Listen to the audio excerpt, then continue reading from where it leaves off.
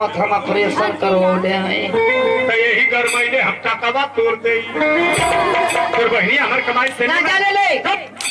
अपनी बहनोइया से पूछ अपनी बहनोइया से 3 महीना से लिपस्टिक के ही तरह जुरा दी आज ले तोर बहनिया यूज कैले रही तो दूसरा आगे ले तू इज्जतदार है भिख मंगवा का बेटी भिख मंगिनिया इज्जतदार है रे इज्जतदार नहीं तोरी बहनिया नहीं रही लगा दे तोर बहनिया हमके पाजी गंदा पोखरी एके लगा दे पूरा खिरी कोठा का लोग जान जाए तोरी बहनिया ने टलवार कुछ रहली कब जान जाई हाय हमार का देख रहे हो चौधरी साहब आज हाय हमारे वीरा लोग के सामने लोला सरका होती है कि का देख ले ए जीवतिया के ए भैंसिया का विदाई करावे के लड़िया एक बात साज करो डालस के पाहोन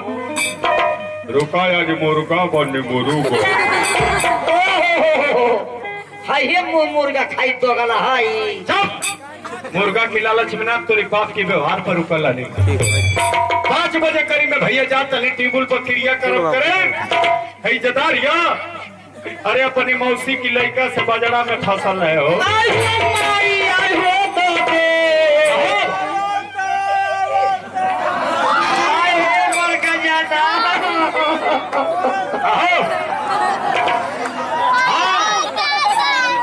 मौसी का लड़का रहे ही दवाई कर का लगे बारे हमारे बता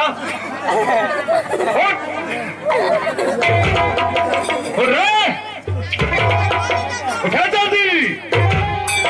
लजा गई थी 50 का नोटवा देखते लजा गई थी नीचे वाला लड़का के गिरे भी खाली तो चौथ तो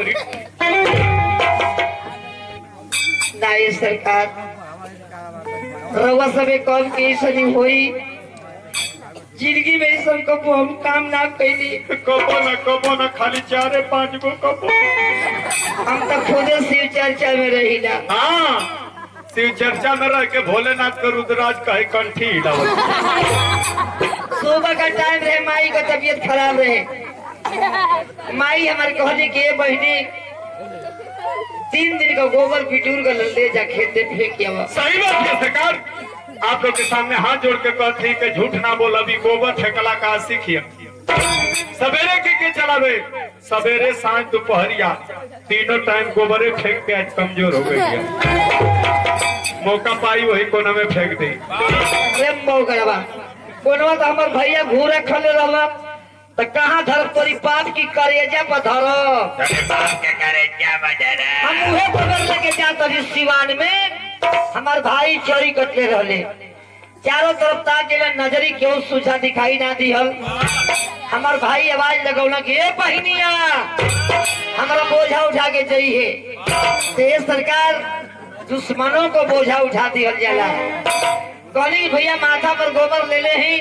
खेते गिरा के आई तो तुहर बोझा उठा के जाई अली उहे बोझा उठाओ रहली तो मऊगड़वा हमारा पसंद का के मोरता तो तो सफाई दे भी 1 बेर मारब 3 बेर छिटा जी हम संकल आदमी है भैया संकल आदमी है जब ना तो पूछा लोग कि बोझा उठाओ तो अली तो गुरिया कहाँ रहे कसो पूछा करे सरवा जब से आज बारे तब से तुम्हार झगड़ा झंझट शोर मचौले बारे ये बताओ कि तो ये पैराल रख ले हुए अरे तोरी बहनिया के तामहू रखल है कहला शिकायत सुन ले मेरे सरवा जाके पूछे कि बहनिया से हमारी को ताकत है चीना थे रे ना अगर बोलौले हुए तो बता दिए नहीं तब तो दोबारी मोड़ कलम तभी कैसा चला तू चीना थे रे अरे ठठारवा रे तो इसे पूछे थे कि तू चीना थी तब के सारे बार देख टूट जा गोड़वा उड़ा दे खपड़ो हिया कुछ ना कह इज्जत से कथे आए पंच के सामने हमारी बात का जवाब दे के जो आओ कुछ ना बोलो क्रिया खाते आओ आवा पहुना आवा आवा पहुना आवा आवा आवा इज्जत से आवा जूतियों पक तो के उड़िया केरवा ले ले पानी आवा आवा पहुना आवा आवा थोड़ी कहाँ भगवरे करे हमान का घर में 2 प्राणी का झगड़ा है अभी ना ऑर्डर का हमारे घर में तू कैसे हिल गिली है काट ले गोड़वा हिल गिला तो पहले जवाब दे कैसे हिल गिले अरे और इस साला इतना कपड़ा पहले बड़े जना था कि मोदी काका का सार बेटा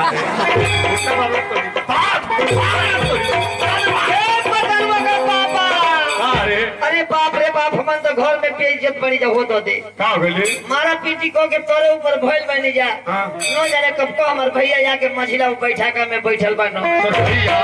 हां का कहल जा हो ई त मारू न तोले तोले सरवा आ के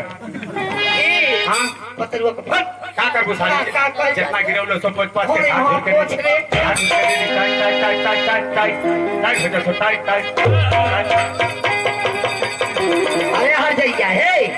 अरे माई भैंस ने हीरा लड़ुआ चुतारा में माटी पतले पोछला अरे बताबू भाई बताइबू कि टाइट हो गए एकदम टाइट हो जा सो टाइट हो अरे टाइट एकदम टाइट टाइट हो जा सो टाइट अरे दिखवा का हटिया वो मारत हो तो गर्मी छिटिक जाती रही तो अरे टाइट हो जा टाइट अरे वो भैया कहते करवाई छुट्टी होता दे रोये मत नहीं तो कुल भेदवा खुल जाई मुस्किया सो ये तो तोरी में तो मुस्कियाल हमार ना आवेला नकल मार नकल हेतर कर ये तरे अगर तो उनका भैया पूछ दी है कि बड़ा गरमाइल हो तो केवड़िया बन करके का होता रे ये पतरुआ का पापा हाँ कौन बन कोई जी हो सबके कोई कोनो बात ना भैया केवड़िया बन करके भीतर गोईठा धरत मौगरवा तोरा पर विश्वास हमार भैया ना करियो हम कह देब न कि पतलुआ का पापा पचनिया पर चढ़ल न पतर गोईठा गिरल कह दिए कि ऊपर चढ़ल ना हम जाता नहीं भैया